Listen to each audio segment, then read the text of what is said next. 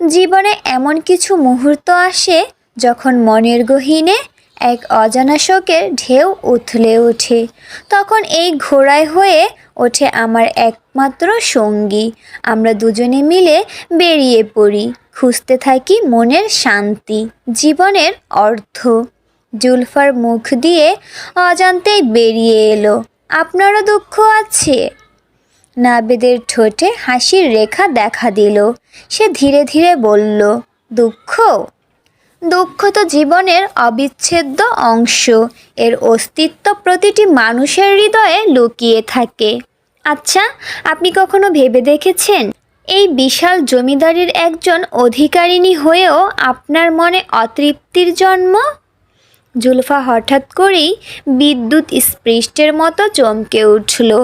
নাভেদ কিভাবে তার অন্তরের গোপন কথাটি জানতে পারল? সে কোনো মতে নিজেকে সামলে নিয়ে বলল, আমার আবার কিসের অতৃপ্তি? আমি তো সবই পেয়েছি জীবনে। জুলফার বুকের ভেতর তখন প্রচণ্ড ঝড় বইছে। নাভেদ কি সত্যিই তার মনের গভীরে লুকানো সেই অপূর্ণতার কথা জেনে ফেলেছে?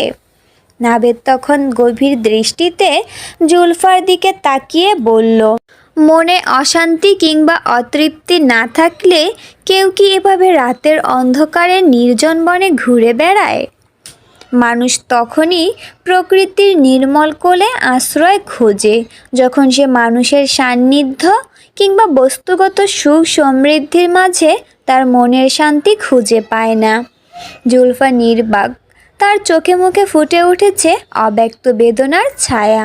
সে নীরবে তাকিয়ে রইল নাভেদের দিকে। নাভেদ নরম সুরে বলল, রাত গভীর হয়ে আসছে, আপনার এবার বাড়ি ফেরা উচিত। এই বনের নিস্তব্ধতা যতই মনোরম হোক, এর বিপদও কম নয়।